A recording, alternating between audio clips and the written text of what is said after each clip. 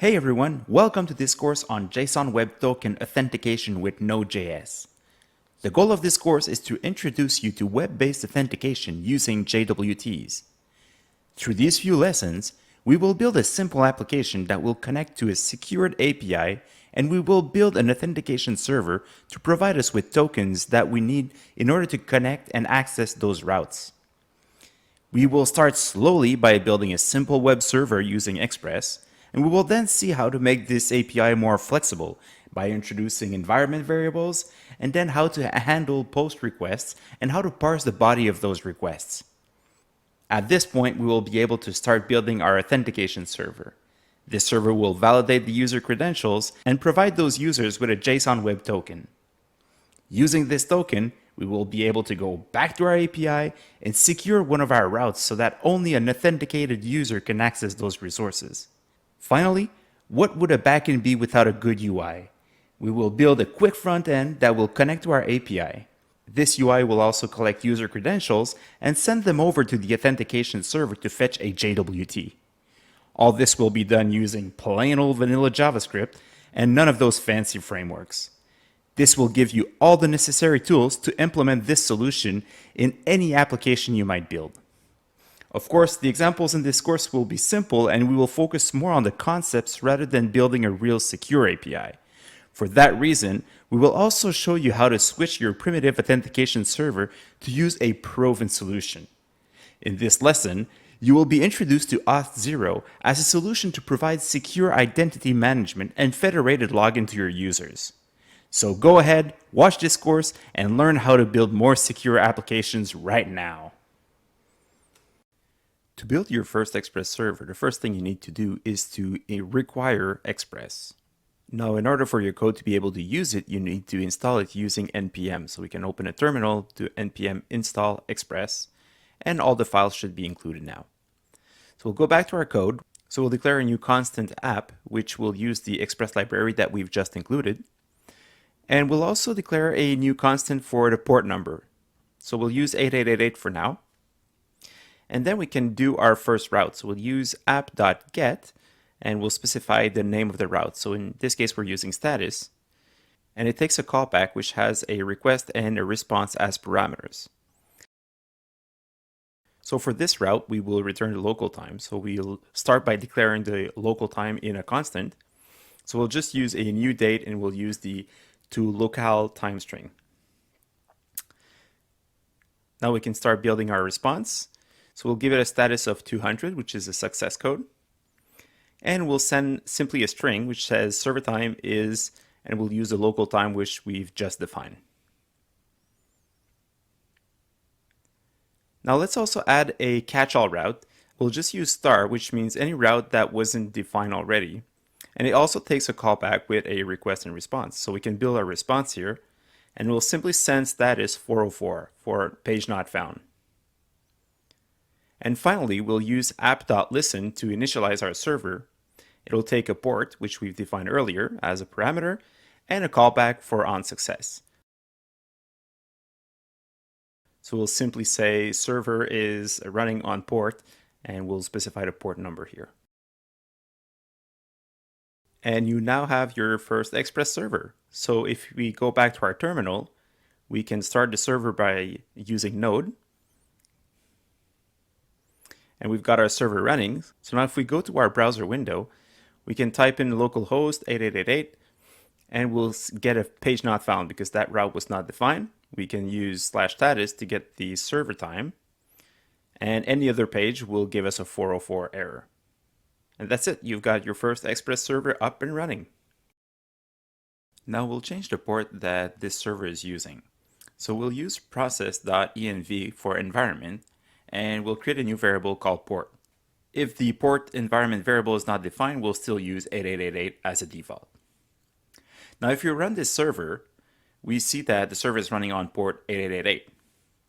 If we do an export and we set the port into our operating system to say 3000, and we run this server again, we can see that the server is now running on port 3000.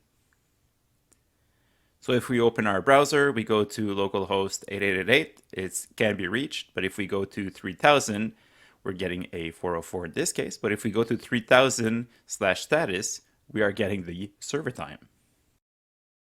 And that's how you set the port inside an environment variable. In order to handle our first post request, we will use express's post method, and we will create a route that handles user logins. So the first argument is the route, which is /login in our case, and the second argument is a callback with the request and response arguments. Let's now define a constant that will contain the name of the user that was posted to this route. So the constant named user will have the value of the username property that was passed in our request as a JSON object. Now at this point, Express can't read the body of the request, so we will need to require an additional middleware called body parser. We can also go into terminal to install this new library. Now that it's installed, we can add the middleware to Express using the use method, and we will specify that it will handle JSON responses.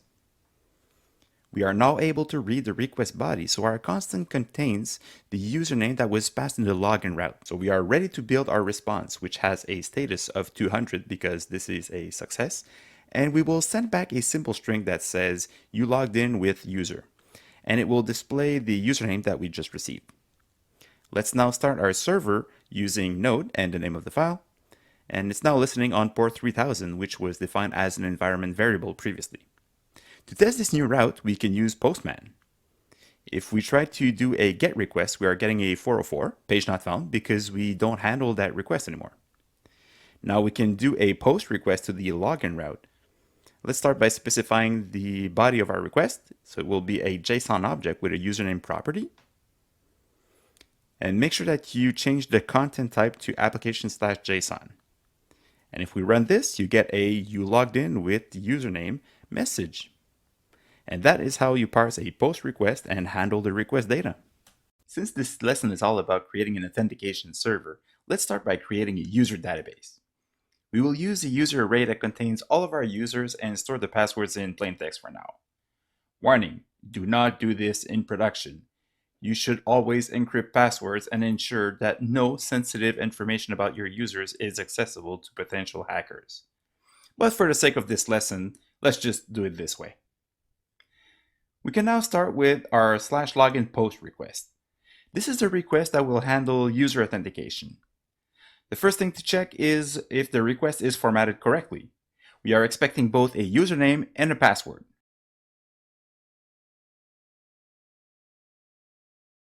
If we don't have both, we return a status code of 400 for invalid request. And we send a message to the user saying that they need a username and password.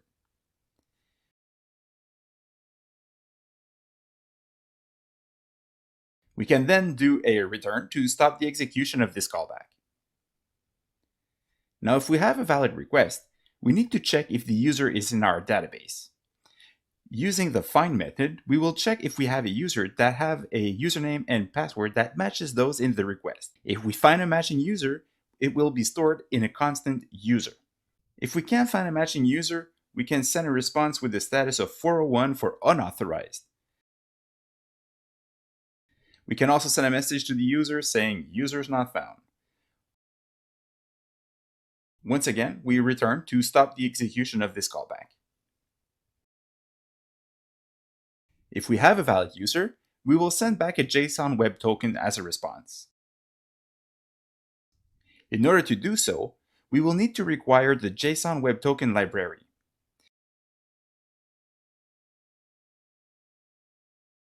We will also need to install it using npm install JSON web token.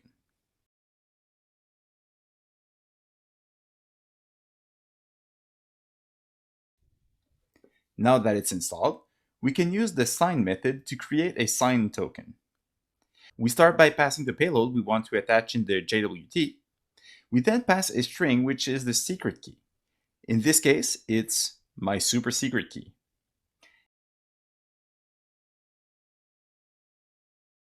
And finally, we can pass some options, like in how much time this token will expire. So we'll say expires in 3 hours for us. Finally, we can send back our response with a status of 200 and a JSON object with our access token.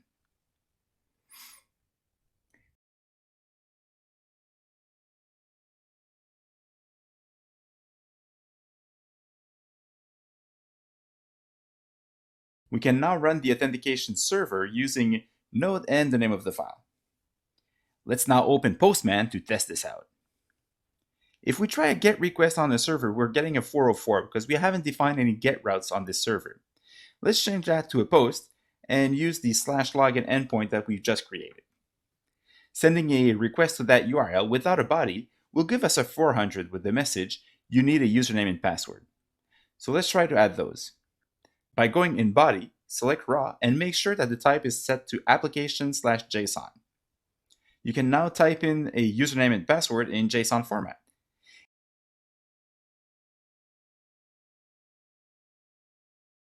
If we type the wrong password and we try this, we are getting the user not found message. If we fix the password to use the right one, we get our JSON object with an access token. You can copy and paste this JSON web token in a website like jwts.io, and you will be able to see the content.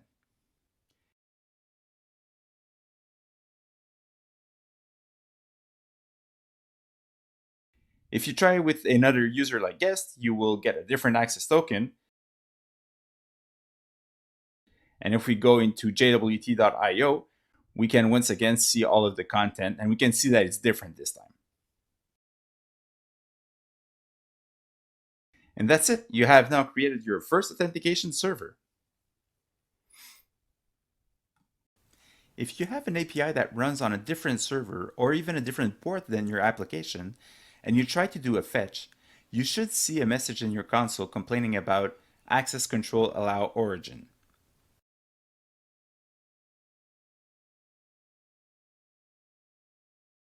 The fix for this in your Express server is very simple. First of all, you need to require the course library.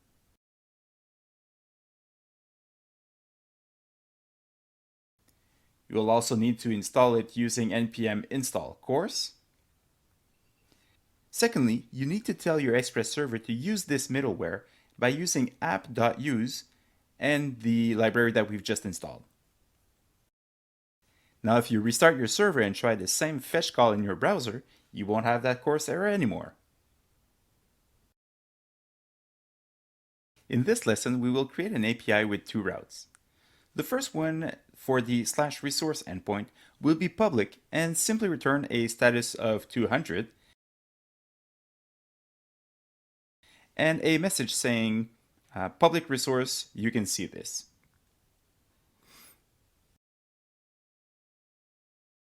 Our second route will be for the /resource/secret endpoint. This will be a secured route. For this endpoint, we will return a 200 as well as a message that says, secret resource, you should be logged in to see this. This server will run on the port specified by the environment variable API port, so let's go in our terminal and set this using export and set the API port to 5000. And now we can run the server by using node and the name of the file. To test our API, we will use Postman. So if we go to localhost 5000, we're getting a 404, page not found, because that route was not defined. If we try localhost 5000/resource, we should see our public resource there. If we try localhost 5000/resource/secret, we can also see the content of this resource. So our next step will be to block those requests by requesting a valid JSON web token. To do so, we will require the Express JWT middleware.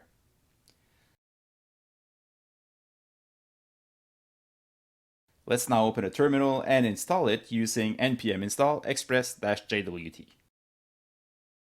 Good. Now let's define this middleware. We can initialize this middleware by using express-jwt and passing it some options.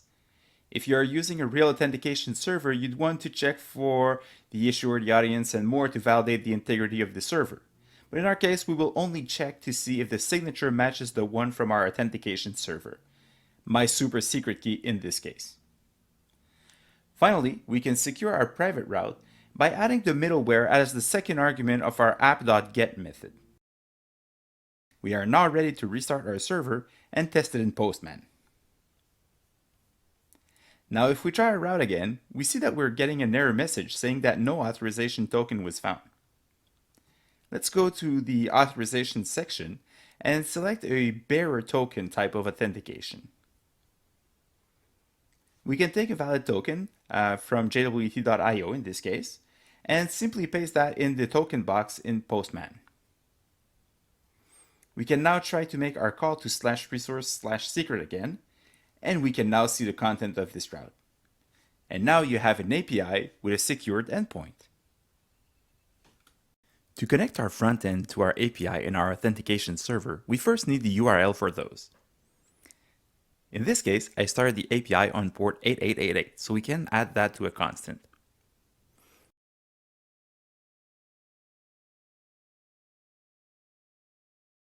And the authentication server is also running on localhost on port 3000. So let's add this to the auth URL constant. We will keep the access token from our authentication server stored in memory, so for now, we can initialize the access token constant to undefined. Let's take a look at the front end that was pre-built for us. There's a button labeled public and another one labeled private. They will both update the Jumbotron beneath it with the response that we're getting from our AJAX calls. The image of the cat will also be updated with the status code that we are getting from the server. For the UI updates, the helper functions are already created. We will focus on the actual logic in here. For now, none of the buttons do anything, so let's go back to our code. Headline button here is the button labeled public. We will start by doing a fetch to our public resource, which is on the API server, at the /resource endpoint.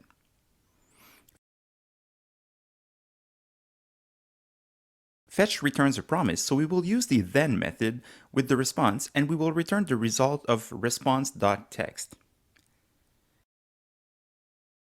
This will return the actual data in text format to our next chain.then method. Finally, we can use the UI update object and the alert box method to update the Jumbotron with the data from our response. We are ready to test our first AJAX call. Clicking on the public button shows the public resource, so you can see this message. So that works. Let's now move on to the second button, the one labeled private. In here, we will do a very similar code. We start by doing a fetch to the API URL and /resource/secret URL. Then we return the .text from the response, and we update our Jumbotron the same way we did for the public button. If we go and test this, we will see that we are getting an error message instead of the actual response that we are expecting. That is due to the fact that we have not passed in an authorization header. Now that we know that this URL will sometimes return us an error code, let's update our HTTP cat with the response that we get from the server. Before we return the parsed body of our response, we can use the UI update.updateCat method with the response status code. If we try this again, we see that we're getting a 401, which is the error code for an unauthorized access. Before we can pass in a token with our request, we will need to authenticate. Let's go to the login button click event listener and do a post request to our authorization server. So in here, we will do a request to the auth URL /login endpoint. We will also specify a few options to our request. First, this is not a GET, so we will need to add method post. Then we need to specify the headers to tell our server that we're sending content of type application JSON. And we need to specify that we are accepting a response of type application JSON. The body of our request will be the username and password in JSON format provided by our UI update helper object. Then we will update our HTTP cat with the response status code, and if we get a 200, we will send the JSON object from our response to the next promise.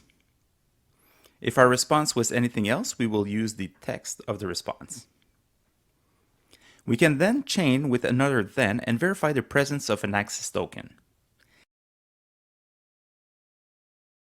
If we have one, we can store the access token in the access token variable that we defined in the beginning.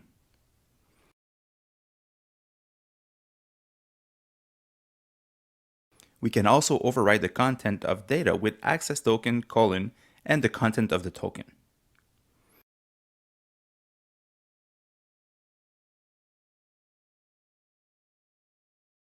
If we have an access token, this means that we are logged in, so we can use the UI update.loggedin method to update our UI. Finally, we will update our Jumbotron with our data variable. Let's try this out. If we click on Login, we have a modal asking for our credentials. If we enter nothing, we're getting a 400 bad request error with the message, you need a username and password. So let's try to enter a username, admin, and an invalid password.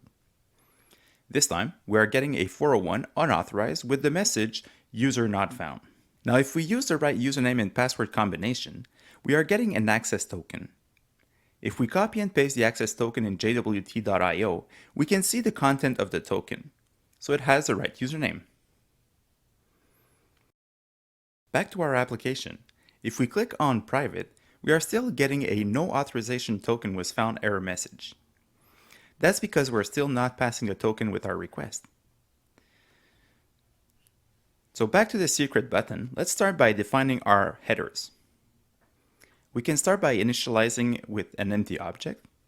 Then we test to see if access token is still undefined or if we have an access token stored there. If we do, we can specify the headers. We will add a authorization with the value of bearer, followed by a space, and then the access token.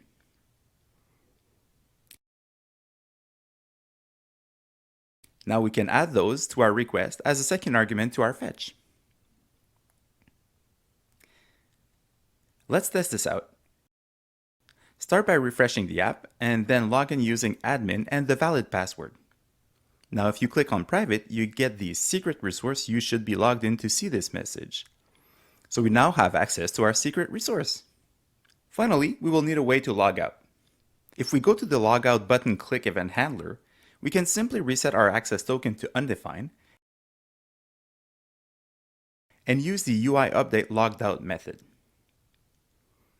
One last time to our application, and we can now log in using a valid credential and get access to the private button. Now if you log out and try the private button again, you're getting the 401 error with the no authorization token found error message again. And that's it.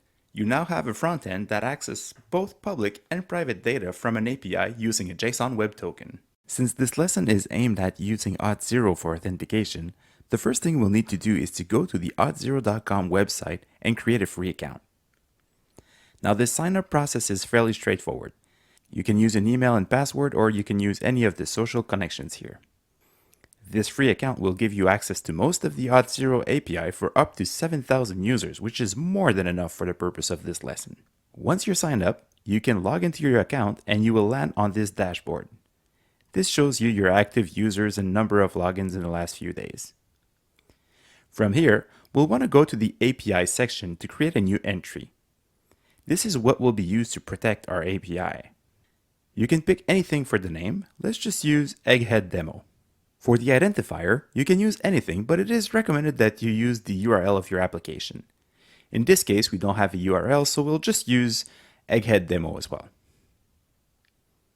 Finally, you will want to use HS256 for the signing algorithm because this is what we used in the previous lesson. Once you have this, you click on Create and the modal is closed and you get redirected to the Quick Start page. If you look at this page, you get code examples on how to implement this with your API. As you can see, it uses the same middleware as we currently use. The main difference being the settings for the middleware itself. We will have the secret key, but we also check who is the token meant for, so the audience, and who created this token, the issuer. Those are additional checks that will make your API even more secure. Let's now go back at our code editor and open api.js. You can simply change the settings of the middleware by pasting the values you copied from the auth0 website. Note that those values will need to be the ones from your auth0 account. If you try to copy the values that I just pasted in, this won't work for you. We can now head to our terminal window and start our API server by running node API. Your server is now running on port 8888.